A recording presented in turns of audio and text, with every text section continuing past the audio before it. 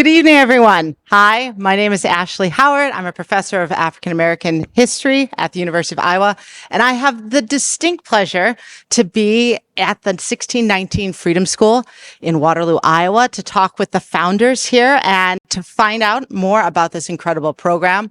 Currently, you all are serving over 40 students with an after-school program focusing on Black history, Black empowerment, literacy.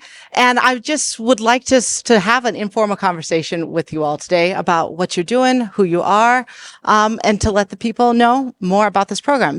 So this is a collaborative project interview, which is a series of kind of mini history segments that the African American Museum of Iowa has done on Black women. So we've learned about Susan Clark, who desegregated the schools in Muscatine, Iowa, Lulu Merle Johnson, who was one of the first Black PhDs to graduate out of the University of Iowa, and then Mary Rem, who is the founder of the Des Moines chapter of the Black Panther Party. So, there are many Black women in Iowa who are doing big things, which is why I wanted this school to be kind of the culminating episode of that. And so, Freedom schools have a long history in the Black community. But what does the term mean, and how does the curriculum that's taught here really lean into that long legacy of freedom schools? Freedom schools were, of course, started during Freedom Summer, during the Black liberation and democratizing movement in the South. And they had a dual purpose. It was to educate children in the community, oftentimes when some of their own schools were being shut down, but also to give children and adults a political education, right? To get the history about the Black American experience and Black history that they were not getting in schools. And so to name what we're doing here at Freedom School was very intentional, because our motto is liberation through literacy, or education is liberation, right? Because we know we're the only people in the United States for whom it was ever illegal to learn to read and write, and that Black Americans have struggled for centuries to get a quality education, but it's not enough to simply learn to read. We believe that our children, to be free, are required to get a political education. They do need to know the history of their people, the history of race in America, especially in this moment when this state and states all across the country are trying to make it more difficult to talk about race, to teach about race, to teach Black children an accurate history of their country and their people's contributions. So we wanted to exist, within that community and legacy of Black people being determined to educate their own children, to educate their own community. And while we support public schools, we also know that public schools have limitations that we don't. And, beyond just your personal connections to this city, right? You're all very proudly repping Waterloo, and I'm a proud Black Midwesterner myself. But why is it so important to situate this kind of program that Nikole is talking about in Waterloo as opposed to somewhere else? What is so unique and special about this place? Well, I don't think you can really divorce why we're here from the fact that we're all from here. That is why we built the school here, was wanting to serve our own community. Most of us have lived elsewhere. I still don't live here, but was born and raised here, and really understanding that all of our experiences, our knowledge, the influence that we've been able to garner will be best served serving our own community and the children of our own community. So what I think you're trying to get at, though, is that this is not a place one typically thinks of when you think about Black people, or when you think about Black people struggling. That when politicians talk about, the Midwest, and when they talk about the heartland, they're not talking about people who look like us in places like this. But there are Black people in small Midwestern towns, from Kansas to Indiana, of course, to Waterloo, Iowa, all products of the same Great Migration that sent folks to Detroit, Chicago, Gary, Milwaukee. And so what we are trying to do while we want to serve our own community is also to render us uninvisible, that you get a lot of resources in big cities and small cities with Black populations get completely ignored.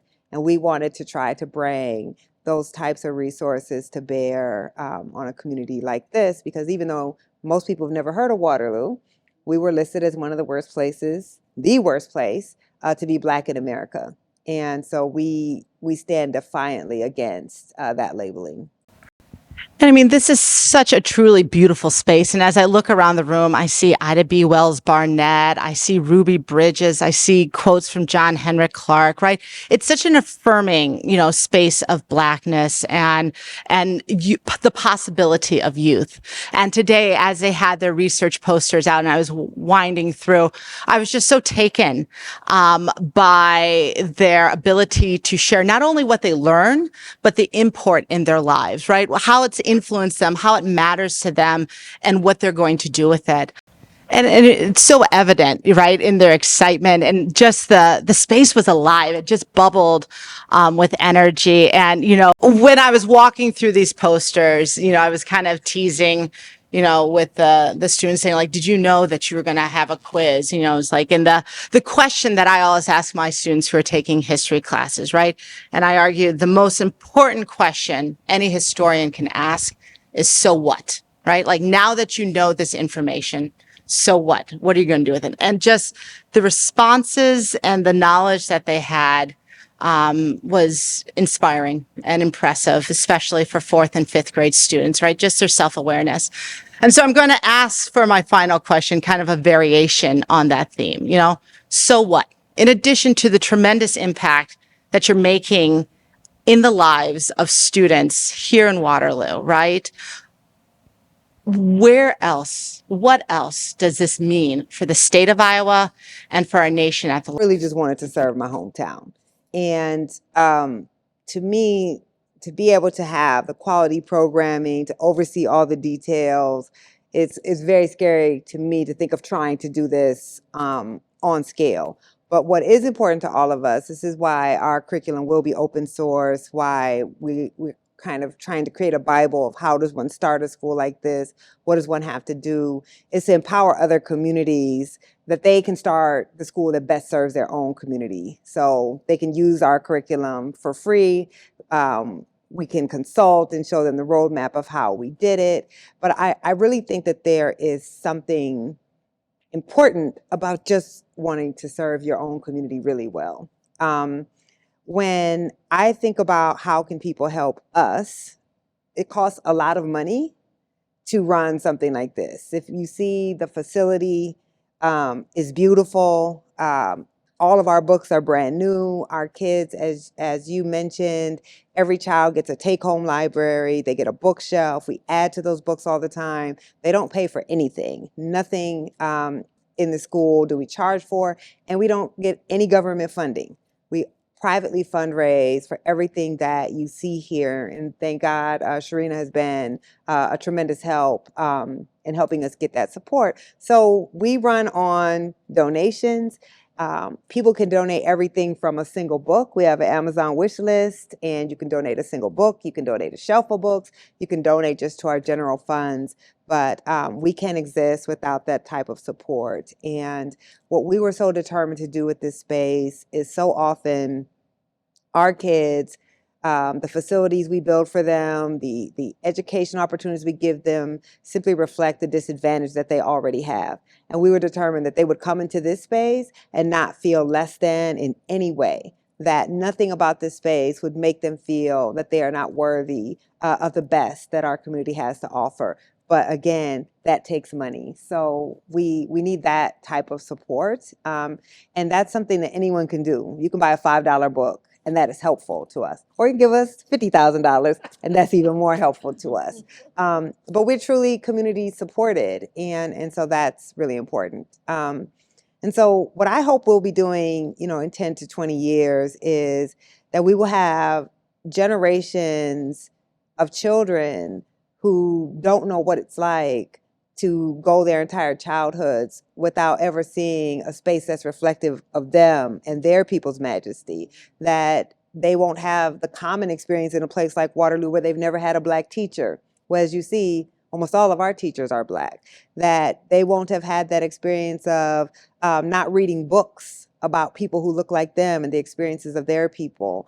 And that these other things that this community struggles with, the mass incarceration of so many of the Black people in our community, that all of those things can be mitigated if our kids actually get a quality education that's not demeaning to them, and that actually teaches them about the greatness that they come from. So that's my hope. And I don't remember what your other question was, but I just wanted to say that, because all of us, when we decided to build this school, all have jobs. We all have families. We all have lots of other things on our plates, but just felt called to try to do this for our community because we've been blessed.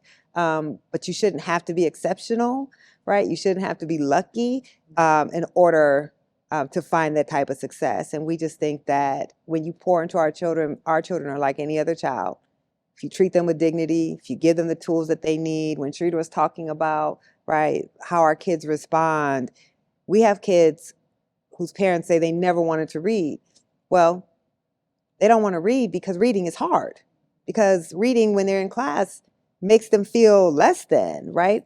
But once they get the tools and they find out, actually, I can read and I actually enjoy this, then they love to read, which is not surprising. We only somehow get surprised when it comes to Black kids because we pathologize Black kids. But as Andre Perry, who you know, my good friend always says, there's nothing wrong with Black people that getting rid of racism won't resolve. And that to me is absolutely true. We can't fix racism, but we can give our kids the tools not to be demeaned by it.